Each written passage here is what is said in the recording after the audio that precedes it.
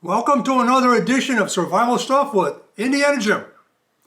Sponsored by Live Free USA at AmericanSurvivor.org. I am James C. Jones. I live in Indiana, but Indiana Jones was taken, so I'm Indiana Jim. I've been at this for a long time, been doing this for over 50 years at this point. As far as teaching survival, advocating for self-preparedness and self-reliance, as well as outdoor survival and urban survival and all the aspects of survival. I was a founder of Live Free USA. I'm proud to say that the organization has been around for over 50 years at this point. It is America's oldest and most respected survival organization, established back in 1968. Actually, we were doing this stuff before we formed the organization, but it was formed to promote and educate for survival and family preparedness. We are a non-for-profit, tax-deductible organization. We are supported by our membership and by contributions only. So we'd love for you to join. We'd love for you to make a contribution. But regardless, we are a public service organization. None of us get paid. Nobody makes money at this. We are, like I said, we're a tax-deductible, not-for-profit organization. Today, we're going to talk about personal hazard analysis. We hear a lot about preparing for Doomsday and all that kind of stuff out there in the survival world, as you have it. But really, preparedness and survival is a very personal thing. We all have different things to survive. Sometimes we have to survive our own bad judgment, our own bad habits, our own situations, in addition to surviving what's going on in the world that's coming in at us. So, personal survival analysis is something that I've kind of developed from my personal job that I had. I was a safety manager for a Fortune 200 corporation for many, many, many years. I won a lot of awards. I learned a lot about safety. While I was in the safety management field, it was developing from just worrying about a guard on a machine or disciplining some guy for not obeying the rules to a scientific approach to behavior, human behavior, and to anticipating the kinds of things that would happen before they happen, instead of, it wasn't about, well, this happened, let's make sure that doesn't happen again, to this might happen, let's make sure it never happens. So we moved forward, and I took these procedures and I applied them to survival. It's sort of funny, I wound up being a safety manager. My safety management, my survival skills, and my survival mindset just drew me right into that profession. And then things from that profession then carried over back into survival, into my articles that I've written, into my books that I've written. I've written 3 books, and you'll find some of this stuff in these books. Find all this stuff actually in these books. Total Survival, and 150 Survival Secrets, Advanced Survival, which I don't have a copy of sitting here right now, and then more recently when I talk about gear, the Ultimate Book of Survival Gear. This is all available from Amazon. It's available from Skyhorse Publishing, which is my publisher. I make a little bit of money off this, not a lot. I'm not in this for money. I'm in this to help people learn to survive and prepare for the kind of things that are happening to us today. So, personal hazard analysis. Like I said, I did this for over 40 years. We developed methodologies to aggressively react to near misses. Those things that we say, wow, I almost caught my hand in the machine, or in this case, this pandemic was a near miss. I'm sorry to say it. We should have been ready for it. SARS. We had SARS, we had bird flu, we had pig flu, or swine flu, if you will. Those were real near misses. In safety science, the theory was that for every fatality, there were 30 near misses and 300 incidents, okay, where nobody got hurt. And 300 near misses, 30 people where people got hurt slightly, and 1 fatality. So in this particular case, we had the swine flu, the bird flu, the SARS, and a couple of others actually. Those were what you consider to be injurious incidents.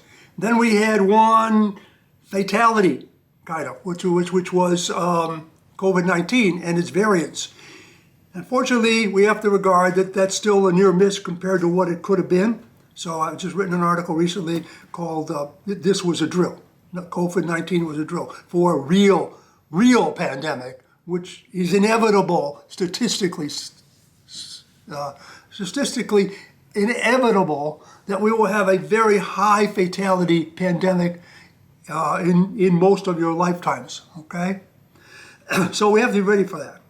But anyhow, today we're going to talk about personal hazard analysis. So we had a number of different ways to approach to find out what was going to happen, to deal with analysis of our personal risk and risk at the plant.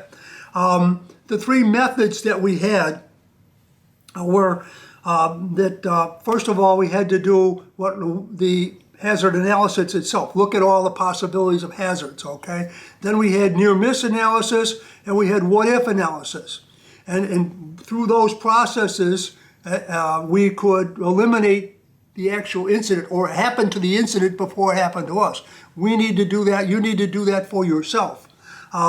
So thing is, we're trying to avoid doomsday. We're trying to avoid doomsday for you. Now, doomsday for you could be the day that there's a nuclear war. Of course, you're downtown Chicago and boom, it's doomsday, okay? It could be the day a truly deadly pandemic pathogen infects you. It could be the day that you're caught in the crossfire from a gang shooting on the streets of Chicago or on the streets of whatever town you live in. It could also be the day that you get caught, you die in an auto accident because you're not paying attention or you're texting while you're driving.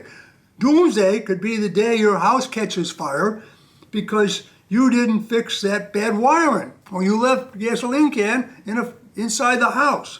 It can be the day you die of carbon monoxide poisoning because you didn't put batteries in your carbon monoxide detector. Doomsday can be the day you die of a heart attack or bleed to death because you didn't teach your family first aid. Okay? It could be any of those days, okay? It can be the day you got cancer because you never stopped smoking. Personal survival and hazard analysis, okay? Or you could be the day that the tornado when you don't have a shelter plan. So any of those kind of things can be doomsday for you, okay?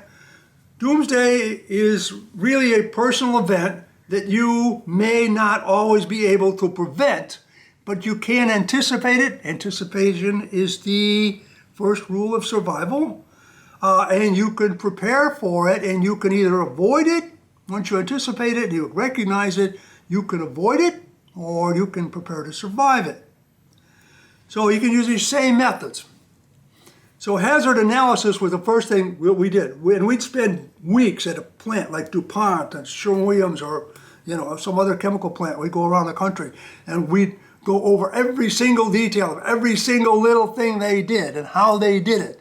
And we'd look around and we'd look for hazards. Now don't think that, my house is safe, my lifestyle is safe. We would go to these places and we'd see things that were just totally obvious to us. You know why they were obvious to us? Because we were looking for them. My mother used to tell me, don't go looking for trouble. That was my job, okay? My job is to look for trouble. It's your job too. Look for trouble before trouble finds you. Find it and eliminate it, okay? With extreme prejudice. Yes. So hazard analysis was the first thing we would do, and you need to do that in your lifestyle. What are the hazards? Am I hanging around places that maybe isn't the safest places? Am I safe in my job? Am I safe when I drive? Personally, I believe driving is a full-time job, okay? I'm silly me. But yes, driving is a full-time job. That's all I'm doing. By the way, I drive a police car once a week, so that's kind of interesting. But, maybe even more careful there. But yes, I tell my wife, don't even talk to me. I'm in traffic here. I'm focusing totally on this traffic. That's defensive driving. I'm certainly not going to text. I'm certainly not going to talk on the phone. Sometimes I might have the radio on, but usually just to the news. I don't get carried away because this is not a time to relax. This is driving. There's people trying to kill each other on these roads. Okay? That's me. That should be you. But the three methods, the first one is hazard analysis. The second one's what if analysis, and the next one's near miss analysis. Hazard analysis is simply going around and looking for things that could happen. That torn piece of carpet, that worn wire. Where are you storing all this junk that's piling up that could start a fire? Checking that smoke detector, that carbon monoxide detector. Where's your fire extinguisher? Where is it positioned? Is it positioned near the door so you don't have to try to go in and get it and then get yourself trapped by the fire? All those kind of things. How is this going to work in an emergency? Do I have this stuff in my drawer, my bedside drawer, that I might need if it's an intruder in the middle of the night or there's a fire in the middle of the night? All those kind of things. Is my house safe? Especially if you have children. I have guns laying around. I have, ammunition. If you have a gun and you think it's hidden, believe me, the kids will find it. So you've got to have it locked up. You've got to have it locked up, and you've got to have the key in your possession at all times. So basically, the process is making a list of every possible situation that could happen to you, including. I'm an older guy. Could I have a heart attack? Maybe I need to have aspirin handy. Maybe I need to go get a checkup. Whatever you need to do to reduce that hazard. It's hazard reduction. You can't necessarily eliminate everything. So what are the possibilities? Am I going to illness? Can I do more things about my health? My job? Am I in danger of losing my job? Maybe I need to look at alternate employment, backup plans. Maybe I need to put some extra money away. Crime in your neighborhood. What kind of things can you do to avoid crime? Maybe you need to move. I live in Indiana. I see a lot of people from Illinois coming over here lately from Chicago. Why? We're not as nice to criminals in Indiana as they are in Chicago. And so the criminals stay away. The nice people come over here. Some of these are universal. I mean, you prepare for nuclear war, pandemics, all those other things. But there are a lot of other personal hazards, like car accidents, things in your community, like get involved in your community to make your community safer, become part of the crime watch programs and other things like that. We have created a number of tools over the years for this kind of thing. We have a home safety checklist. I'll hold that up a little bit. Home safety checklist, which we have on our website. We publish periodically in our newsletter. It's just a list of going through your home. Take something like this, go through your home and look for all these hazards. You find them, you act on them instead of, I'll get to that next week. I'll get to that next month. That's okay. I just got to be careful. That's exactly the kind of things, I'd see it at work. If somebody gets hurt and the machine wasn't fixed right or something, I said, somebody standing behind me and they said, I knew that was going to happen. Well, if you knew it was going to happen, why didn't you fix it? Well, I didn't have time today. I actually encountered a guy one time. We had everybody inspect their forklifts. And I went up to him and I looked at his forklift sheet and he said, see, I inspected my forklift. And I said, it says here the brakes don't work. He says, oh yeah, they don't work, but I need this forklift. Well, go get another forklift. We'll rent a forklift. You don't need that forklift. I mean, people do crazy things, and maybe when you're not thinking, you're focused on getting something done, or you want something more pleasant. You put off fixing those hazardous situations in your house. So that's part of it, hazard analysis, and you can rate these things, rate these hazards on probability. From unlikely, be 1, to inevitable, 10, which I just mentioned. I just mentioned the pandemic as being inevitable, but I mean, you look at that rug that's torn on your living room or whatever, it's inevitable you're going to trip on it sooner or later, or that light that's out, it's inevitable something's going to happen. So it could be probability and severity, okay? Unlikely, 1, inevitable, 10. Severity, more minor damage or minor injury. I could get my finger on that, or I get a little cut on it or whatever. Okay, that's minor, that's a 1. Okay, total destruction, my house could burn down. I could get killed, or I could kill somebody else because the gun is laying out here loaded or whatever. That's a 10. So you add up how likely it is and how bad it would be if it did happen, and you give that the rating. And if it's got a rating above 5, 6, 7, 8, on the combination of severity and probability, you really need to get on that right away. You know, you can put away the little ones that are going to be less severe and highly unlikely. You can worry about those a little later, although they can still happen.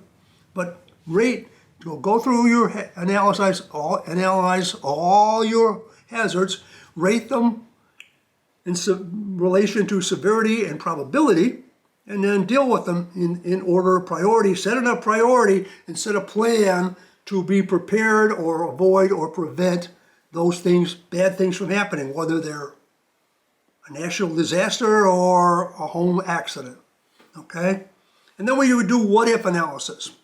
What-if analysis was a technique which was obviously, as it indicates, what-ifing everything, okay? What if that valve sticks? Uh-oh. Well, then we'd say, well, what if the valve sticks? Well, then Charlie comes in, he knows that well, where's Charlie? He's on vacation. Okay, what if analysis, okay? You got to plan it at home. Mom's going to do this, dad's going to do this, the kids are going to do this. What if mom's out shopping and dad's at work and the kid's at school? Nobody's home, okay? You're not together, okay? You got to make a plan. What if under the worst scenario? Okay, what if there's an intruder in the house and the kid is still out at school or whatever, and so you don't know if it's an intruder or the kid came home late, okay? You got to have a plan. You got to have a plan. What if there's a fire? Where's it? Well, what if the fire's in the basement? What if the fire's upstairs? What if the fire's in the kitchen? What if it's during the day? What if it's at night when we're asleep? You got to have a plan, okay? You got to have a plan, this, and then you can, what if the plan, you know? What if plan A doesn't work? Then you got to have a plan B. What if, the kids are supposed to all gather in this one room if there's an intruder, but what if the intruder's between you and the kids' room? What are you going to do? What if we have to evacuate? Okay, what if we can't go the way we think we want to go? What if we have to go a different way? What if we can't get our survival packs or our evacuation packs? What if we can't get to them? Do we have some other place where we can store some stuff that we need to grab? What if analysis. So we got hazard analysis, which is recognition, more or less. We got what if analysis, which is looking at scenarios that can happen. You should what if your normal life. What if you lose your job? What if you get sick? What if there's a home invasion? What if everything you depend on, your water, what if there's no water? What if there's no police? What if there's no EMS system? What if there's no fire department services? What if you lose your house? And look at the impact of that and figure out what you're going to do in that situation, okay? So, sure, you have to what if your plans as well. Now, the last technique we used was what we call near-miss analysis. And near-miss analysis is, again, what it indicates is you analyze a near-miss. So you had an almost accident. For instance, I'm driving and I get to a corner and I almost get into an accident. And I'm like, well, yeah, I think it was that idiot's fault that didn't went through the stop sign, but maybe I didn't look over there as far as I should and realize that he wasn't slowing down. I criticize myself, okay? I'm constantly criticizing myself about near misses. Anything that's a near miss. Well, I almost tripped on those stairs. Okay, maybe I need to get better lighting on those stairs. What if, I know one time I put a gas can outside the house, but for some reason, because of the changes in temperature, it actually siphoned a little gasoline out of the can and started running down the stairs. I happened to come in the basement. This was not in the house I live in now. And it was gasoline was slowly running toward the furnace. Yeah. I wouldn't have thought that in a million years, but now I know that. Okay, so that's this is a near-miss analysis. I learned not to put gasoline anywhere near the house. Any kind of flammables anywhere near the house. They're stored in steel containers way out in the yard. Okay, because there's just things that you couldn't even imagine could happen, but it can't happen if it's not anywhere near the house. Okay, so again, near-miss analysis. Any near misses you've had recently, don't go, we're doing that now with the COVID. You survived COVID? No, that's not what you need to do. You need to go like, wait a minute. This was a near miss. If there's another one comes along, I need to do better. I need to have better equipment. I need to have better respirators. I need to be able to stay home without having to go out. No, I had to go out to get toilet paper. Or I had to go out to get this. I had to go out to do this when I should have been able to just stay home and stay away from people. Have that backup plan, because this was an opportunity. Near misses are not luck, they're an opportunity. So you've had lots of near misses in life, I'm sure. You know, you caught the kid with the gun. You know, he's picking up your gun, or he's looking at it, okay? That's a near miss. That's an opportunity to see, you don't take the gun, oh, wow, I'm glad he didn't get a hold of it. No, you gotta go a lot further than that. Any of those things, all these, you see it in the news, the near miss. We nearly had a war. There was nearly a nuclear war here. There's nearly something else with a terrorist attack. You were 2 minutes late before the shootout started at the bank. So, no, wait a minute. I need to approach the bank differently. Like when I was working with the police, they taught me about never to walk straight up to a door to a store or anything. Always walk in by the side and look around to see what's going on in the store, especially the mini marts, the bodegas and stuff. You don't walk straight up there, because you're going to walk straight into that crime. And, they see you coming and you don't really realize what's going on. So all these kind of things, near miss analysis. So we have hazard analysis, what if analysis, and near miss analysis. Do these for yourself. Now again, as I said, Live Free has developed some tools. We have a citizen's guide to family and emergency preparedness, which we're glad to send you. By the way, Live Free will also, if you have a Live Free chapter, or any kind of organization for that matter, for a small contribution, whatever you decide to send, we'd be glad to send you quantities of these checklists and these guides to use at your meetings. And I think all organizations out there now should be having a preparedness subcommittee or the Live Free chapter within their group, or some kind of organization to help their families prepare.